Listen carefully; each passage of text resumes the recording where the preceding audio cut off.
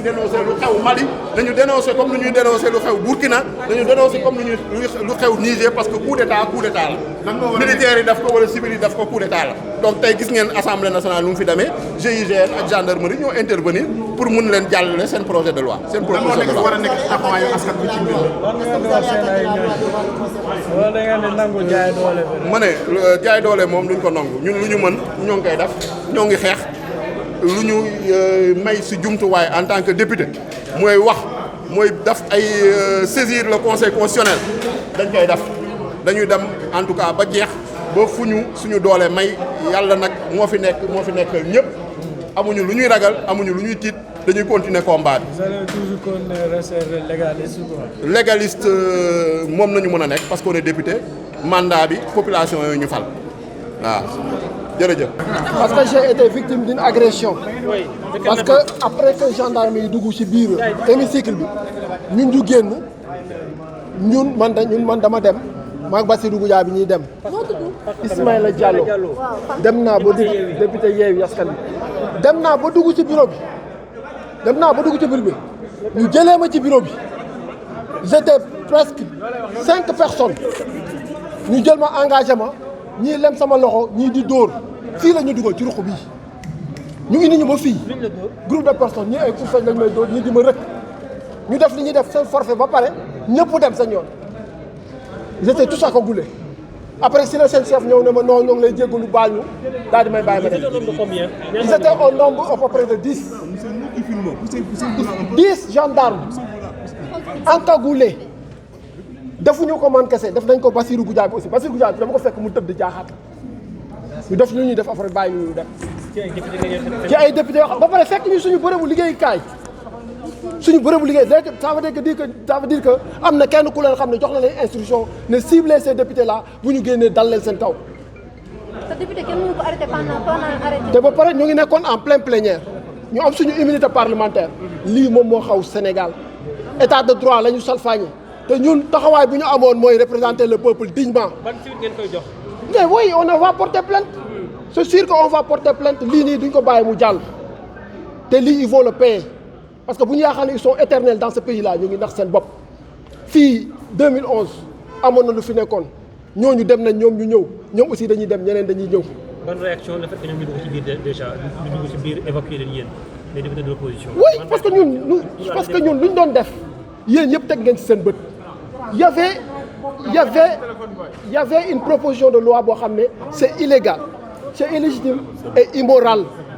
loolu daa bàyyi ce qui vient de se passer ce qui s'est passé tout ce matin au niveau de l'Assemblée nationale je vais vous dire la démocratie est abolie au Sénégal. Vous avez suivi avec nous toute la manipulation qu'il y a eu derrière cette procédure de création de commission d'enquête parlementaire. Il y a une complicité entre des groupes parlementaires pour vouloir reporter les élections.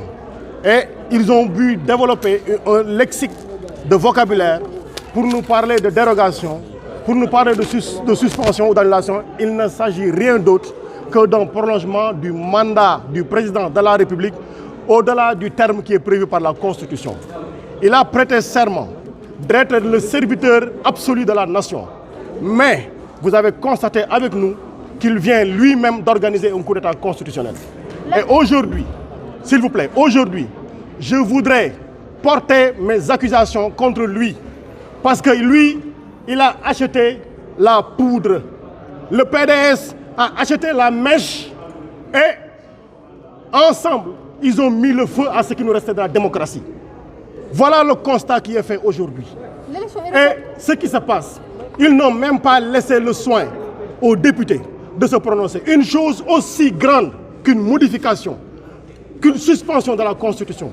Ils ont refusé le débat, nous l'ont imposé et nous ont amené la gendarmerie qui a à nouveau, encore une fois, violé l'hémicycle.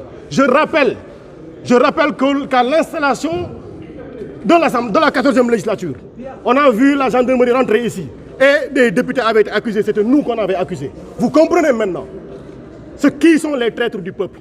Vous comprenez maintenant qui sont ceux qui gèrent leurs propres intérêts. Nous avons tenu ensemble les députés de l'opposition, les vrais députés de l'opposition. Ceux-là qui pensent qu'on ne modifie pas la Constitution comme ceci, Ceux-là qui pensent qu'on ne peut pas proroger le mandat du président de la République au-delà des délais qui étaient prévus. Mais voilà le visage que nous offre la démocratie sénégalaise. Et je vais accuser la France, je vais accuser la CEDEAO, je vais accuser l'Union européenne, je vais accuser l'Union africaine d'être le souteneur du tyran. Parce que la communication qu'ils ont sortie, vous avez vu, c'est une communication qui dit le monsieur a suspendu la Constitution. On passe dessus, trouver les accords pour trouver de nouveaux délais pour des élections. Quelle est la différence entre un militaire qui rentre dans un palais, qui fait sortir le président et qui suspend la Constitution? Quelle est la différence entre celui-ci et le président de la République qui suspend la Constitution et qui va au-delà du délai? La CEDEAO est complice, la France est complice, l'Union africaine est complice, l'Union européenne est complice. Je le dis à haute et intelligible voix et c'est notre conviction à nous tous. Ils sont les souteneurs du tyran. Et aujourd'hui, vous avez vu les brimades qu'ils ont fait contre les députés. On ne peut même plus, dans notre lieu de travail, on ne peut même plus respecter l'immunité parlementaire. On ne peut même plus respecter la sacralité de ce que constitue l'Assemblée nationale. Nous sommes vraiment désolés. Mais la suite... L'élection est reportée au 15 décembre. Quelle est votre réaction? L'élection est reportée au 15 décembre. L'élection est reportée au 15 décembre. On vient de donner encore au tyran la possibilité de pouvoir rester au pouvoir encore pendant des mois et des mois.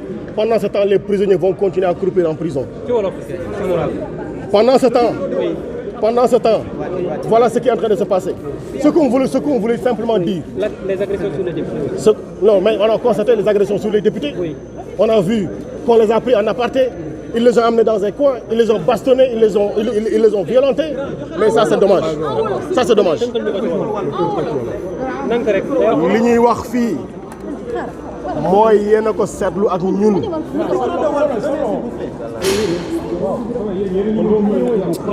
ma ni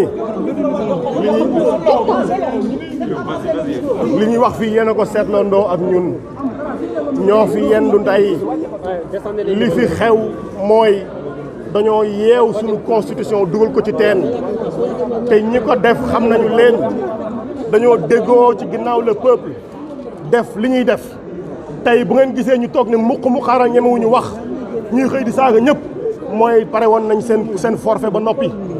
li may wax nag mooy seetlu nañu tey coup d'état moo fi am ndax constitution di ndey charte réew mi bi nga xam ne bii moo fixé le délai de mandat du président de la république doxal nañ ko joxaat ko yeneen app doxal nañ ko joxaat nañ ko yeneen délai lii mooy nekk li xew ci assemblée nationale bi yéen a ko seetloondoo ak ñun ma wax ko les députés de l'opposition ceux-là qui veulent défendre la constitution se sont réunis ensemble pour défendre li ñu dese woon ci constitution pour xeex li nga xam ne bii mooy nday charte réew mi mais gis nañu ña taxawee côté bële jël nañu constitution xotti nañ ko taal nañ ko sànni nañ ko waaye nañ jàpp ni sénégalais yi nelawuñu gis nañu seen ñi nga xam ne ñoo leen wor gis nañ ñi nga xam ne bii ñooy dox seen intérêt bopp di violer la constitution yi gis nañ ñi nga xam ne ñoo ko toxal may wax ni lan moo wutale soldat bi nga xamante ni bii dafa sol tenue jël ngànnaay dugg ci palais génn président doxal constitution ak ki toog ci palais bi jaar ci assemblée nationale doxal constitution ñaar yooyu yëpp coup d'état la. Extrêmement grave parce que même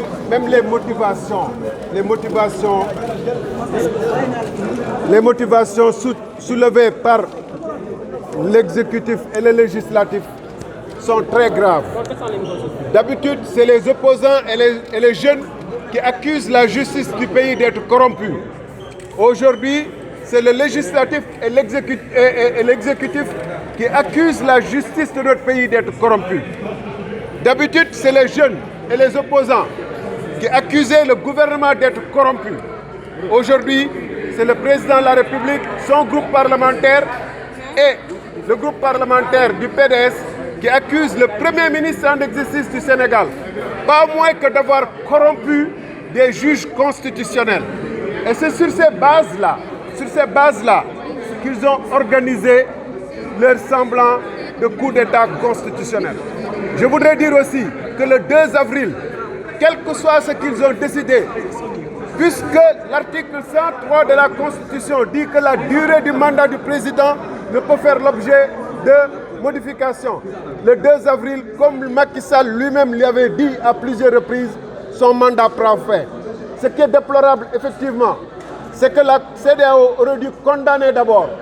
C'est que l'Union européenne aurait dû condamner au lieu de constater. Mais on le voit bien, que les enfants de la France, comme ceux qui sont au Tchad, au Gabon ou au Sénégal, peuvent faire des coups d'État de toutes sortes. Ils sont soutenus. Mais quand il s'agit d'autres pays, ils font l'objet de sanctions extrêmement sévères. Je tënk ko ci wolof rapidement. Ni tey li xew dafa doy waar dañu gën a nërmeel les institutions de la République est à terre maanaam réew mi dafa nërmeelu ba jeex ndax naka jekk dafa am ñu doon jiiñ justice bi ni dañu corrompu ñu leen di yóbbu ci yoon waaye tey assemblée nationale ak gouvernement bi ak président ci rapport bu ñu teg ñoom ñoo jiiñ justice bi ni dañ leen corrompre dañ leen ger dama ne d'habitude ay xale ay opposants ñeneen ñoo doon ni gouvernement bi dafa corrompu bii yoon ci texte bu ñu yónni président de la république validé ko parlement di bind ko ci rapport ci boppam nee nañu premier ministre Amadou Ba moom mooy corrompre ay juges loolu lu doy waar la bu fekkee ni amatuñu ñu leen dese ci ay pexe lu muy tuumaal justice réew mi ak gouvernement réew mi dara desatul ci réew mi parce que bu boobaa li nit mi ñëpp doon wax te gis ko ci rapport Covid bi gis ko ci li fi xew gis ko ci alal ju bëri ju ñuy am ñoom dañuy gën a fësal ni effectivement guerre gi daf lu doy waar la ci Sénégal comme ñoom ci seen bopp ñoo koy reconnaître. Est-ce que gëm nga tey date bi ñu avancé ci pour élection yi le 15 décembre. Je ne crois pas. Je vais finir par lancer un message aux Sénégalais. Abba Mbaye, Taxawu Sénégal. Le président que vous avez en face, vous avez dit qu'il allait réduire son mandat de 2 ans. Il ne l'a pas fait. Il a fait un référendum en vous disant qu'on ne peut plus toucher à la Constitution. Vous avez vu qu'aujourd'hui, il a touché à la Constitution. Sénégalais, Sénégalaises, il n'y a plus rien à attendre de ce régime-là. Il n'y a plus rien à attendre de ce président-là. Quand ils nous ont donné le texte, ils nous ont dit que les élections allaient avoir lieu au mois d'août, le 25 août. Les gendarmes nous ont évacués de la salle pour pouvoir faire passer l'amendement. Maintenant, les élections ne sont plus pour le 25 août, ils sont pour le 15 décembre. Donc, on est parti pour 1 an indu au président Macky Sall. Nous lançons un appel à un peuple. Le moment est venu de montrer que nous sommes un grand peuple. Le moment est venu de montrer que nous sommes des démocrates. Le moment est venu de montrer que notre souveraineté, elle nous appartient. Et ce moment-là ne peut pas être plus grand. Ce qui s'est passé aujourd'hui était la dernière digue de protection de notre démocratie. Pour la première fois, on se permet de décaler des élections présidentielles juste parce que le président est en mauvaise posture. Aujourd'hui, lorsqu'on a arrêté Karim Wade en 2012, on nous a dit que c'est la tête d'Abiy Mal Aki, c'est une demande des Sénégalais. Quand on a attaqué Khalifa Sall, on nous a dit que c'est une affaire de caisse d'avance. Quand on a attaqué Ousmane Sonko, on nous a dit que c'était un viol. Ensuite, on nous a dit que c'est je ne sais pas quoi de mineur. Vous voyez, à chaque fois, il y a un mensonge pour masquer. À partir d'aujourd'hui, il n'y a plus rien. Il n'y a que l'indignité, il n'y a que la honte. Et au bout, il y a le courage et la rectitude des Sénégalais. Nous demandons au peuple de se mobiliser, de se mettre debout et de faire face. Mais aux Sénégalais, ne li fi xew tey. Président 15 décembre pour d'abord. Man aw matuma lu may gëm ci régime bi. Président Macky Sall daf leen ñëw dina wàññi mandaam ñaari at wàññiwu ko. Mu dem référendum nañu à partir de maintenant constitution bi lu jëm ci mandat bi kenn dootu ko laal. Tey gis ngeen ni laal lañ ko. Kon nag Sénégalais yi régime bi amatul lu ñuy wax ba ñu gëm ko. Amul lu ñuy wax ba ñu nangu ko. Lenn rek a fi des mooy xeex taxaw fulla ak fayda pour sauver suñu démocratie. Ba ñuy song nag Karim Wade en 2012 dañ ñu waxoon tag des biens acquis mais Sénégalais yéen a ko bëgg. Ñu dem ba ci biir xam ne dañ ko doon xeex ñu songu Khalifa Sall ñu ne affaire u mairie Dakar la ñu songu Ousmane Sonko ñu ne parti boobu dafa violent tey gis ngeen ni président bi leen rek moo ko ñor mooy ni mu dafa toog nguuram et nguuram jeex na à partir du 2 avril kon sénégalais nañ jóg am farlu am fulla am fayda jëlee fi lii loolu moo fi des